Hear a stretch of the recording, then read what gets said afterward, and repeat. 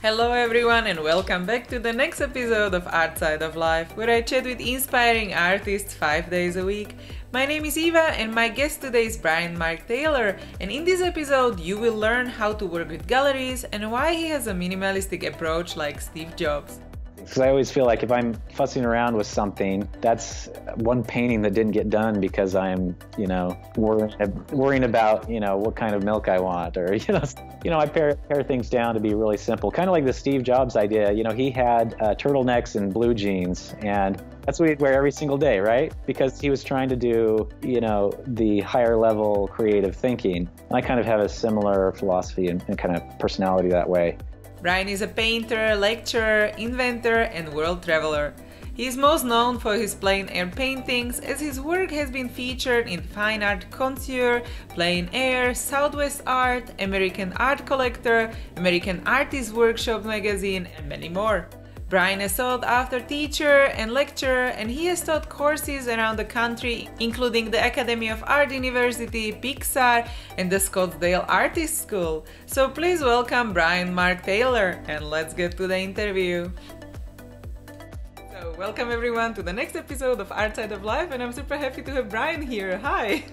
Hi! It's good to talk to you again. It's nice meeting you at CTNX in Burbank. Oh, it was so nice. I mean, I was just saying before the interview, for people just listening now, the talk was amazing, and Bryan talked about like experiences in the different areas and doing plein air paintings and stuff. So hopefully we'll get to talk about it in the interview. But let's start with your background, and maybe you can mention if you always knew that you want to be in art and design, or it came later. Yeah, no, for me, it was when I was 8 years old. I told my dad that's what I wanted to be when I grew up. And, to his credit, he's a medical doctor and very successful. And, parents have concerns about their kids going into art, of course. And it was, but to his credit, they found an art school for me to go after, regular school. So I started, formal art education very early. So around the age of 8 and kept finding teachers and things until I went into the university system and did a bachelor's and master's in art. And did you know that you want to do traditional art, or you started also something digital and then you found out you don't like it, or you prefer both, or how do you usually work? Well, okay, yeah, that's a great question. So I'm in some ways kind of when I was going to school, Photoshop and things like that were just in their infancy. Craig Mullins was just getting started with that kind of stuff. So in a way, I didn't see its potential that it had, later on. And I was more into the fine art side of things, just handling the paint. I'm familiar with all different mediums that you can possibly think of, and I've used them. But for me, oil painting is kind of the king of the mediums. In part, with galleries and stuff like that. If you're doing paintings that have a representational quality, oil is one of the top mediums. It always commands the top attention and prices and all that kind of thing. So that's kind of what I was after. But I was definitely more on the fine art side of things, even though my initial love as a kid was with kind of science fiction and fantasy. That was my initial love of art. But I went in more, kind of a different direction as I went through the university system. But I'm circling back to it now, and that's kind of what that presentation at CTNX was about. Yeah, because then, so now you travel around the whole year, or do you go like one trip a year, or if you can talk about it a bit more for our audience? Yeah, so usually I'm traveling at least once a month, if not twice a month somewhere. And so, as you mentioned, I do a lot of plein air painting. So out on location, I go out and travel and capture the scenes in front of me. So I have an extensive library of images as well as places that I've painted, the world over. And so it started to give me this, kind of this broad view of how the world is changing, how cultures are changing. We're just going through rapid changes. And so I'm making all these observations, from going out there and meeting people, learning a few words of each language, and understanding a little bit of what they're kind of experiencing and going through. Yeah, and I So really love the details when you mentioned what you noticed, right? Either the shapes of the boats on the river and then how you implemented it in your sci-fi universes. That's actually really interesting to just have that library, as you mentioned. exactly. And so I'm definitely drawing upon all those different things that, little pieces here and there. I think, when it really attaches, there's nothing stranger than life, right? You can't make up how odd some things are in the world in which we live. And so, when you see some of the best movies or the best ideas out there, they're always drawing from some sort of element in the natural world and also in current culture. So that's definitely, I'm very much an observation-based sort of artist. And how do you approach the realism or keeping the certain level of realism? Because of course you cannot go too ballistic when you are creating worlds. So like kind of to level it up, like what is like relatable and what is like completely like out of blue. Out there. Yeah, exactly. Well, I think there's certain things, with my understanding of light, is not from photos. It's actually, from the way our eyes process information. And so, true sense of light or atmosphere, just the air quality that certain places have, the humidity level, the heat, all those kinds of things kind of are part of that experience. That's why I go painting on location. And so when I go into these fictional environments, if I bring that sense of atmosphere and light into the piece, I think that helps it become more real than any other kind of manufactured thing I could come up with. Yeah, definitely. Yeah. And so, what motivated you actually to go for these trips, or maybe which were kind of the biggest decisions you had to do along the way to get where you are now and just being in this part of your career? Sure. So, I'm in a fortunate position where as in the fine art side of things, I'm independent. I've been independent my entire career. So I don't really do commissions very much. So I've really been able to pursue my interests. And, along with many people, I'm sure, that have listened to, hundreds of TED Talks and read books about, things that are going on in the world, global warming issues, pollution, innovation, as well as, stories from the old world and stuff like that. I've had, the opportunity to really read and study and experience things in a really broad sort of manner. And so now what I'm doing with all that is I'm trying to put it together kind of in a way, a comprehensible way, and also a way that kind of makes sense to our, things that I want people to notice and pay attention to. Some of the things, quite frankly, I'm inspired by junk, or places that are turning into kind of junk in the wheels of progress. They're kind of, like plastic is a very interesting thing in and of itself. Whether it's plastic bags or bottles or tarps or whatever, and I find it quite interesting. Junk is very interesting to paint. And it's really disgusting or whatever when you see it in real life, but as it translates into paint, it can actually be a very kind of beautiful and interesting sort of thing. So that's one of the things I've kind of looked at, just a little kind of piece of it.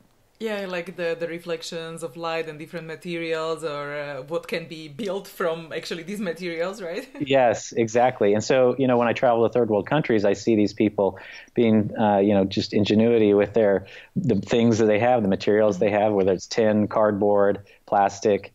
They're able to make homes. They're able to make things that function, repair boats, all kinds of different things. So there's actually a film that really was quite inspiring. It's called Manufactured Landscapes. And it's interesting to hear the artist that photographed this stuff. He used to take shots of like beautiful beautiful kind of vistas and stuff like that.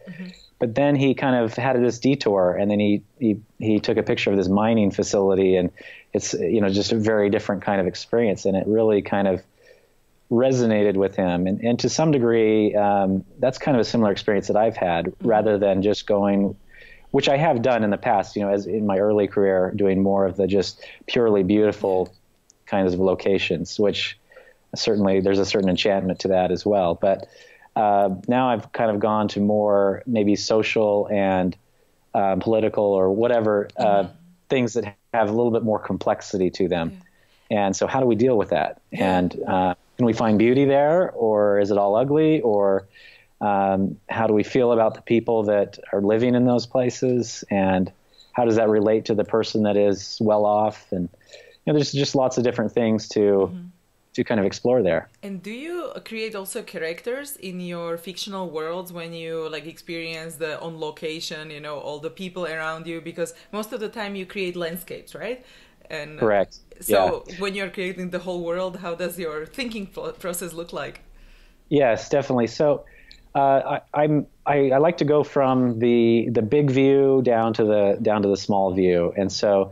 If I, with my landscapes and environment scenes, usually I do have some people in it, or at times I do, and usually they're kind of an object in the landscape, so they're a part of it. So the approach that I'm taking is that really seeing that the person or the people are kind of have adapted to that landscape, and so they're, even things where skin color changes depending on where you are on the planet, or the clothing, all that sort of thing is influenced by the environment. And I know a lot of people there's a lot of artists that would start with the characters and work towards the environments and things like that. For me, it's much more environment driven, and then how does that shape the character? And I think that's in a lot of ways how evolution works. That's what I'm currently working on is kind of more the general world, and then kind of honing in from that point on. Oh, nice. So are you building also the character cast, or that will be later? Yes, that's what I'll be working on this year is the characters. So it will center a lot around this girl in a fishing village, and she's kind of been caught up. She came from more of a technologically advanced region and gets kind of sucked in because of love into the more the kind of the lower classes. There's some things about that you've seen through the years of stories have been told. Of course, there's like Pocahontas or like Avatar and stuff like that have those kinds of themes that they're developing. But there's still other ways that I see that going than something in that particular direction. But it's definitely this kind of push and pull between these two worlds, the old world and the new. Yeah, and then you can like put the inspiration from different worlds into your imaginary world, right? Exactly, yeah. And for people wondering, because a lot of young artists or starting artists, they would like to go for these trips where you can actually like draw on location. So how did that actually work for you? Did you get the sponsor, or did you save up, or how did you make it happen? Yes. Okay. Well, I do. It can be a little bit tricky, when you're young, starting out and don't have a lot of money. Of course, you could, a Patreon, page and things like that. For me personally, a lot of the sketches that I do actually are sold when my trip's over. Mm-hmm. So I have a gallery showing of the sketches that I do there on location, and so it easily pays for my trip. Oh, nice.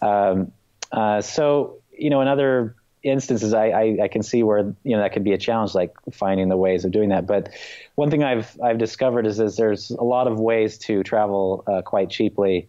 Mm-hmm. The websites as far as getting the travel and stuff like that. But there's as much an art to traveling as anything else, and you get better at it the more you do it, right? And so my recommendation is going to third world countries where maybe. Unless you're living in one, then you can pay.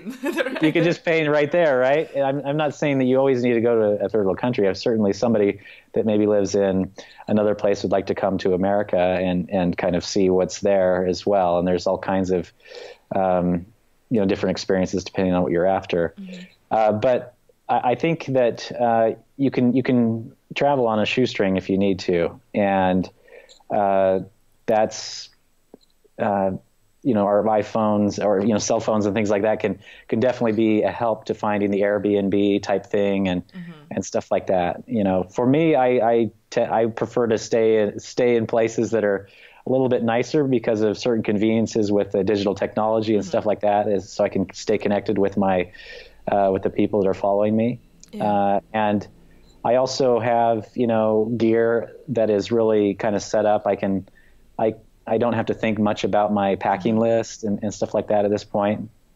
One of the things I developed because of my extensive travels is wanting to have a very reliable set of paints and a painting system that works, that I can constantly rely on. So when I was in Italy a couple of years back, one of my easels, or the easel that I brought, broke, which is kind of a pochade box. Yeah. Pochade box. And it was, it's made out of wood, stuff like that. And that kind of led me to develop a kind of a bulletproof system that I can go out and take out on location. I actually have a box right here. Oh, perfect. I have a bunch of different sizes, but this is the Strata. It's made out of aluminum. It's very hardcore, and the trays and the paint all nest inside, so you can kind of just get a look at that. That goes on a tripod. So all my painting kit goes into a backpack. It's very easy to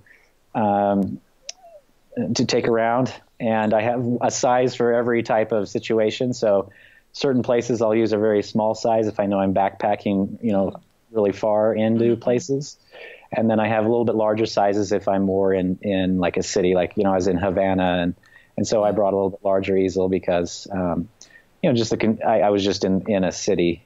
So it was kind of easier to do that. And the oil paints, they are also the brand Strada, or the Strada is only for the easel? It's for the easel and, everything that has to do with kind of the major, as far as the setup and stuff like that. Our website sells, brushes and things that I like, different companies that I like, as I've, tried all kinds of things, and people are constantly sending me stuff. And so we kind of go through and decide what it is that we really like. In fact, while I was in China, I found a great carbon fiber tripod that's very nice and compact. And so, things like that, if you can shave off a few pounds of weight for your gear, it's just, it just makes it easier to travel. Yeah. And I try and keep things down to, one small bag, right? So exactly. So you don't have many. Yeah. And when you are painting with the colors, you are using only the warm and cool tones of each basic colors, right? You don't use like turquoise paint or something like that. Right. I don't think it's necessary. And I've painted in all kinds of situations. I even have a light on my easel that I can use so I can paint at night. So night or day, any type of weather or season, if you have a warm and cool of each of the primaries and plus white, you're going to be in pretty good shape as far as capturing any kind of color, tone, or value. I do add occasionally like a brown, and what that does is just helps me get to a gray faster. So it's more of a convenience color than anything. Yeah. Because a certain amount of speed is needed when you only have a couple hours to capture anything on location, right? So you want to be able to get to it pretty quickly, right? Yeah. But I'm all about simplicity, keeping things nice and simple so that you can, and I do this kind of with my life too, so that I can, go out and travel like I want to, and experience these things. Because I always feel like if I'm fussing around with something, that's one painting that didn't get done because I'm, going worrying about, what kind of milk I want, or something like that. So, I pare things down to be really simple, kind of like the Steve Jobs idea. He had turtlenecks and blue jeans, and that's what he'd wear every single day, right? Yeah. Because he was trying to do, the higher level creative thinking. And I kind of have a similar philosophy and kind of personality that way, that I kind of like to automate things or make sure things are pared down so that I can just grab things and go. For instance, so I have a painting kit. I put a painting kit in it, each of my cars, and I have suitcases that are ready to go if need be. Yeah. Sometimes I'll get some phone call like, this is happening right now, you need to come see it. So I'll get on the plane and go. For instance, like SpaceX had some had the opportunity to go tour it. They don't do tours, but I had a contact through a contact that was able to make it happen. And, next day, I'm there in LA, getting a tour of it. You just got to just jump and make those things happen if they. Yeah, definitely. So you can be flexible with your schedule. And but let's talk about networking. And well, before that, I need to mention that it sounded like you have 50 cars, but no, sorry. each of my cars. Yeah, sorry. That sounded bad. No, but it was a joke anyway, Yeah. bad joke from me. But so how do you do your networking, Because if you display the artworks in the galleries to be sold, it's like, how do you find the galleries, or how do you actually build your network if you are not in LA or wherever you sell? Yes, yeah. So I have done over 100, maybe 100 group shows and about 21 man shows. So I have extensive showing it to the public other than just on the social media stuff. I really find a lot of people maybe just go with a social media route, and certainly that's important, but there's nothing like making those personal contacts that, in person, like you and I.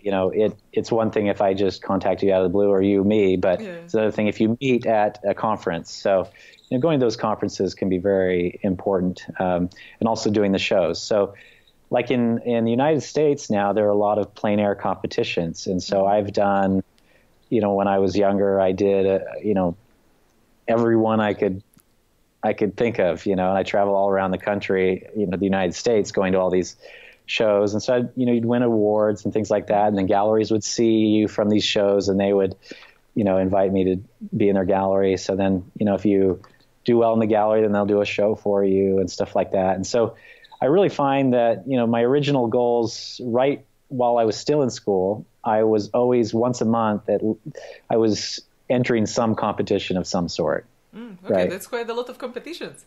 Yes, yeah. And I only had to do that for about a year, and then everything started to kind of roll. And then I would, get into this show or that show. Beginning you get a lot of rejections, right? Yeah, I actually saved a file of all these rejections I got. I was, there's a good size number, rejections and things like that.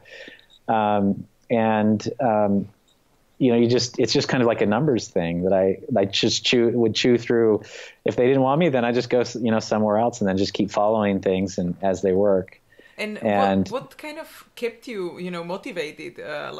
When you have these rejections, and then sometimes people start to feel like, oh, am I good enough? Or is it the good object what I'm painting? Or all of this. Have you ever felt like lost, or kind of like, oh, I'm not sure what's happening? No, definitely. You definitely feel those moments, and I'd be lying to you if I didn't. And you feel them more in your early career than you do maybe later as things kind of get rolling. But I think there's a certain amount of that you have to say, work. Just I've always believed that a hard working person, creative person, will definitely ultimately find a market. And so if I stuck to the goals, not to necessarily the response to what I did, but to put it out there, get enough eyeballs to see it, then eventually something I'll find, people that will enjoy what I'm doing. And so you have to. I think it's a little easier now in a way, because you realize it doesn't have to be the mega hit anymore. There's so many niche markets that it's just a matter of kind of tapping into those kind of niches. And so I think that's a big part of it. Now, that's not to say like I'm constantly looking at improving my work, never satisfied with what I'm doing. I'm always trying to push the next thing, looking at people that may help me in taking something a little bit further. So, like you mentioned, I'm very strong with environments and things like that. And with characters, there's a lot of things that I could definitely still learn from people that specifically focus on that. And so kind of that's what I'm doing is learning from them as I take these real world experiences and ideas and characters that I find out there. And then also look at some of the artists and things that inspire me in ways that I can kind of build that build those characters. And what do you think if someone would want to do what you do now and they're just starting out, it can be really overwhelming, like, oh, there is light, there is, perspective and all of that. And so like also simplification when you're drawing on location. So how would you maybe approach the learning process, and if you can just give some tips in that area? Yes, absolutely. So I actually produced a DVD called The Master's Mind, and it's based on, it's part neuroscience and part, like the 10,000 hours. And so I went back to the original research and went through, basically it's a huge volume of all these research papers. And I actually went through all of it. Wow. And studied about, what really works. So part of my philosophy is that, one of the methods they talk about is chunking. And that's where you take, the big thing that is art and take it down into small bite-sized pieces and then hone in on those pieces. So basically I produced a DVD with 6 exercises and I'm going to go over what they are. So it's composition is such a kind of this piece, right? How do you design? How do you make interesting compositions? Then light and shadow, obviously, dealing with light and shadow, atmosphere, then linear perspective, then color, and then the other thing is the concept, right? The idea. So going into each of these pieces and dividing them into little exercises that we repeat for a certain period of time until we've actually memorized them is kind of the way I approach anything. So if I'm trying to absorb maybe another artist's kind of skill set or something that they do well, say it's like edges. So edges is, I would look at, John Singer Sargent, for instance. He does wonderful edges.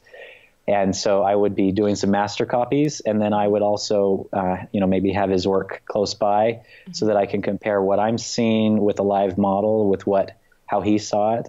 And then by making those specific comparisons, I'd be working on maybe just faces for a while, or maybe even just hone in on noses or eyes.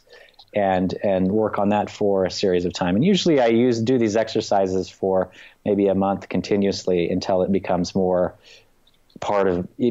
of you, right? Yeah. That's what you're kind of trying to do, is you're absorbing these things. And then you learn how to actually simplify what you see, right? Exactly, yeah. And that's the problem with, I do see people out of art school. So I did teach at a university for about 7 years. Just part-time because I was busy doing my other projects. But during that time, noticed that a lot of people could do a head pretty good out of school. And, if they worked really hard and just really focused on that, do a portrait or something like that. But doing an entire environment was a much longer process because you're trying to simplify things like trees and leaves. And how do you simplify something that's so complex like that? It takes some time to figure out the structure of it and what you can get away with and all that. So there's definitely that time, but you're right. I mean, that's the thing, is you're trying to simplify, right? Simplify. And that's where you can look at other artists who have learned to simplify and see ways that they solve that problem. And that's really one of the things that we can look to, like old masters or even current contemporary artists that we like. For ways to simplify. Yeah, definitely. Right? Because if when I was starting out, I get a lot of this advice go practice from real life, but then you get really frustrated because I don't know how to do it. So it's good to study first and then practice from real life. Yeah, you need to go back and forth. There's always that you go out and experience on location, but then you need to go into the studio and kind of digest what it is you just saw. So after a trip, I need a couple of weeks to kind of go through and process it, especially some of these areas like in China where I went to this fishing village. It's very complex. And so I'm still kind of going through it and digesting and understanding how it kind of works together. Otherwise, at the beginning I think, well, so how is a design or thing, how is this going to even work? Or how does this boat function? Or how does this market, these people that are selling these fish, how does this even work? So these are all, kind of questions that you can start to kind of figure it out and simplify it, and so that you can comprehend it. Yeah, so you It's, pick like it's story moment, like when you are looking at the whole river with many boats, you can take like, okay, I like this boat because they are, I don't know, like drying fish on it, and I want to have that story in this layout painting. exactly, yeah. Or they have, these really small little square-like boats that are they just kind of this floating raft sort of thing. And that's where it's basically a chopping board where they are, gutting the fish and stuff like that.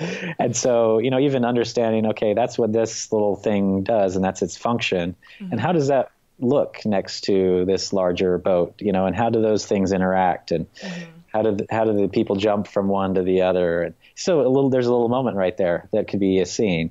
And so that's one thing that you focus on. So you're doing these little vignettes, right? You're turning all this complexity into little vignettes of maybe little stories or little ideas that then can be worked back into a larger framework. Yeah, and then you also take pictures to have it like compared to if you want to build on something bigger, right? Exactly. So while you're out there painting, I consider this active meditation process where instead of focusing on you and the breath, you are focusing on the scene in front of you. And then what you're doing during that time is making observations as things move around you.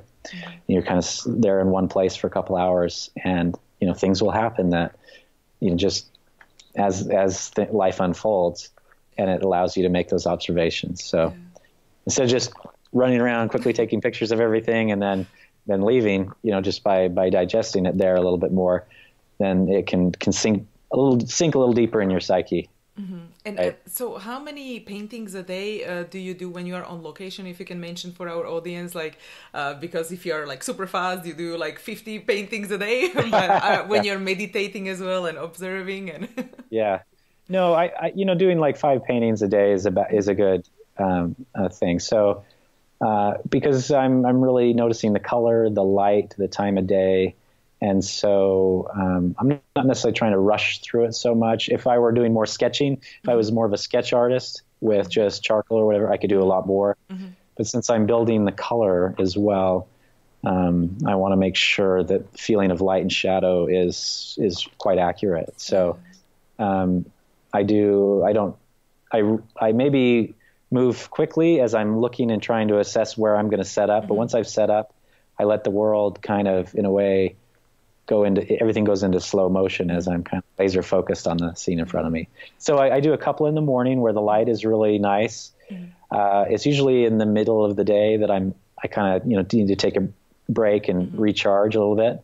And then in the evening again around 4 o'clock, or depending on the time of year, in these winter months, I'll start more like 2:30, 3 o'clock. Because the sun is at a lower angle and you have nice shadows all day long.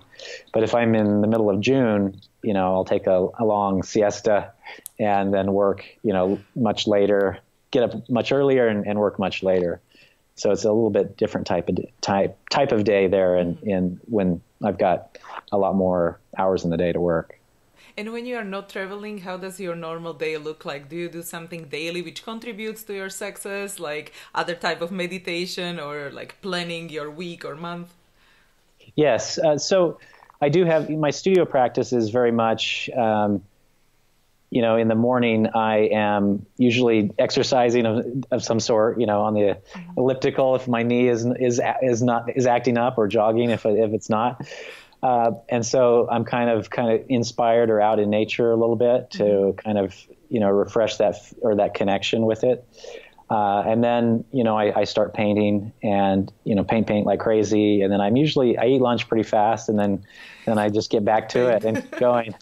Yeah, in a way, I'm kind of a machine that way, where it doesn't matter if I'm inspired or not. I just keep painting, right? And then the evening, sometimes I'll watch something, or even while I'm painting, I might have some sort of documentary on, or kind of the talks or books, listening to books and things like that, so that there's always some sort of intellectual input along with the visual, so that it can kind of add more depth to kind of what I'm doing. So, and also, even if I have a bad painting or, something didn't work out, I've learned something that day, Oh, that's good. Right. So anyway, that's the kind of the process. And then, in the evenings or weekends, I do go and see things, shows, or visit with people, or, always kind of got something kind of going on socially, so that you can kind of stay connected to humanity. Otherwise, there are other people around. Yes, exactly. Otherwise, it can be kind of a solitary profession as you're kind of pursuing your craft, right? Yeah, yeah. And when you mention some of the books or documentaries, can you mention something? Because like you like color and light, that I'm always fascinated by color and light. So there's also kind of my passion. So I need to build my list of materials to learn. Sure. Well, certainly I think, the Planet Earth series, and which you've probably seen, are definitely ones to look at, because of you're getting a very global view of some of those rural areas. But along with those kind of nature things, there's also, the cultural stuff. So, a lot of, what I'm looking at is a documentary on, indigenous people, in general. So there's lots of different documentaries. There was one that was produced in the 90s that was really neat. It's called Baraka, beautifully filmed. And there are, I've seen so many, it's hard to name them off the top of my head. But I also, things like, the development of food and farming is another thing that I look at. So, and I also look at it from the perspective of, I always see what Elon Musk is up to with the innovation and, that side of things, or the space race, getting to Mars, or, or building a station on the moon, things like that. So, there's another area there, another documentary that you should absolutely watch is, the one about the particle collider that's there in Bern, Switzerland, right? Yes, yeah. I think they call it particle fever. I don't want to I'm not sure the name exactly, but yeah. Yeah, the documentary is called Particle Fever. So that's another one that's I think important to see. I think there's a lot of things about pollution or plastics that are. There's a documentary, I think it's called Blue or something like that, where it deals with the plastic issue, and it's I think that's a good one to look at as plastic relates to the environment, stuff like that. So there's another one that has been interesting. I've watched some things on Cuba, of course, to see. I'm interested in different government systems. Also, there's a great series called Human Planet, which is something I recommend, where it goes less with the nature part, but more with the culture part, and goes to different cultures and interesting things that they, make a living, and ways in which they survive. So that's definitely, and there's a series on Africa, of course, that's quite interesting. So there's a lot out there to see. Yeah, definitely, because it's just so much content, right, that you can consume. But if you can do it while working as well, that, as you said, it's the perfect combination. Yeah, exactly. And I don't recommend that if you're really trying to learn something. So in the mornings when I'm the most fresh, I don't listen to things. So I don't, if I want to hone a certain skill, you don't want to be just slightly distracting yourself. But if I'm in an area where I'm comfortably trying to create something that I'm very familiar with, that's when I have things on as well, because almost it's like driving, right? If you're learning how to drive, you don't want to be listening to some TED talk, right, on particle physics, right? But if you know how to drive and it's kind of automated, right? And so you can add another layer to it. So I guess I say that with a certain caveat. If you're really comfortable with the thing you're doing and maybe producing it for a reason that's very familiar to you, then go for it. If not, really focus on that task that you're trying to build the skill on. Definitely. And so let's talk about maybe future projects. And some of my last questions would be what would you imagine you'll be doing in 5 to 10 years, your dream scenario? Yes. So this is really inspired by some of the books that have been put out that have the fine art plus kind of a narrative to it. Mm-hmm. And of course, I look at Dinotopia from a friend of mine. A lot of people know that piece. And then also at CTN, it was great to see Armand Baltazar as well as Greg Manchess and their books that they just put out. And that's something I'd very much like to do, with the idea that it would not only be for, a book in its own right, it in its own story, but also with the idea of, putting together, something that would be ultimately become a movie. So that's kind of my main project right now, is kind of that, building the world and the story. Again, I don't have any maybe financial pressure in that sense where I have to, this has to go, it has to work. Yeah. But it's more of that big project that I want to do because of more of a legacy sort of thing, right? Oh, perfect. Yeah. Right. So yeah, definitely. I can't wait to see that, because I'm sure that would look amazing. So when you will have all the story build up, and that sounds really good. Thank you. Yeah. And I don't want to reveal too much right now about what that's all going to be, or titles or anything like that. But that will definitely be forthcoming, and it will be slowly revealed over time, I guess, is what I'd like to say about that. Can you see already when people can look forward to it? Like, is it 2018, 19, later, or you are not sure yet? Yes. No, you're going to start to see, things kind of coming together, in the next 2 years. Mm-hmm. But I would love to have the book, completed by, in 3 years. 3 years time is kind of my plan. So perfect. Can't wait. Yeah. Good. And when you already mentioned the legacy, and maybe I would like to know also, what would you like to be remembered for? Is it the movie, or stories you will tell, or what is that? Yeah, I think a big part of it is the visual. I would hate to I'd even hesitate to say style, but what it would say is, this person lived in this time and place and captured some things that were important, that were going on during that time. Am I trying to be the world's greatest artist? No, but I'm trying to sincerely tell kind of my view of the planet and of life, as it happens. So whether or not the public accept it or not, I know that, like, my family and that it'll be something that, will have a legacy there. And so my hope is that the people look back at it as something that definitely contributed to, the good of humanity, right? Is the most that we could really hope for. Oh, that's perfect. Yeah, I totally agree. That's really nice message. And before I forget, where people can find your DVD, what you mentioned, is it on your website, or? It's actually a different party. I've got one here. Oh, cool. But you can stream it.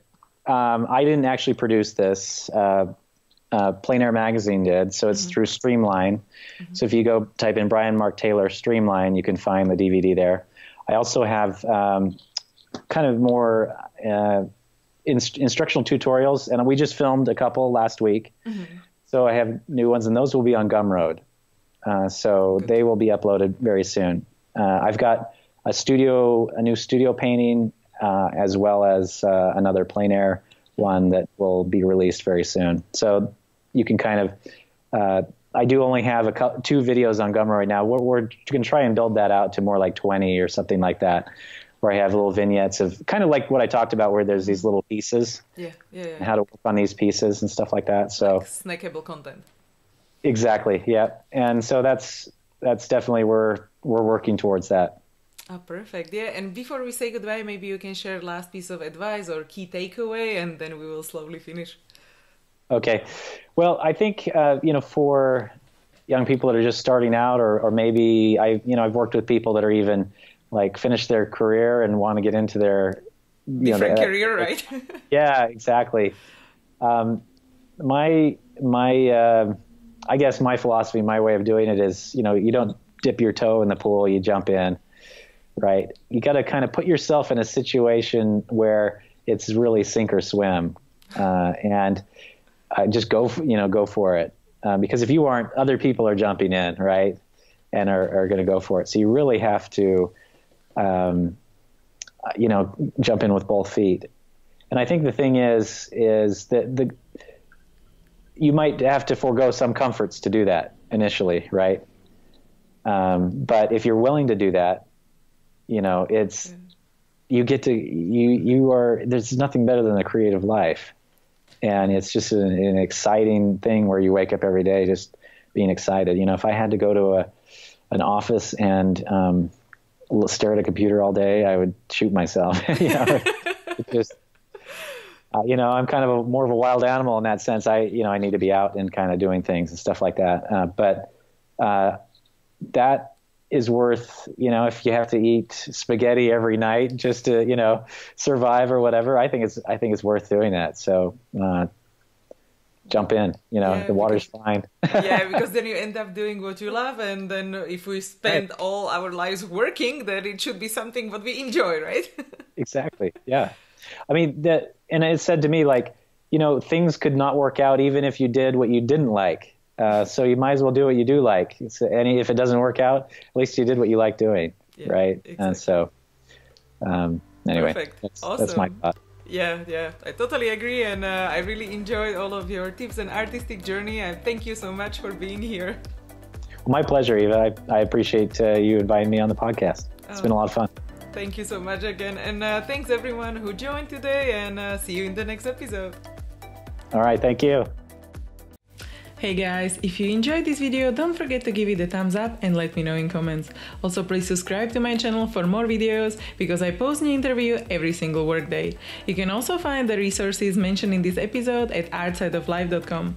Just type a guest name in the search bar. There is also a little freebie waiting for you, so go check it out. If you want to listen to the interviews on the go, make sure to check out the podcast episodes at artsideoflife.com/podcast. Thank you so much for watching. I really appreciate you, and don't forget to inspire each other. I will see you guys in the next episode.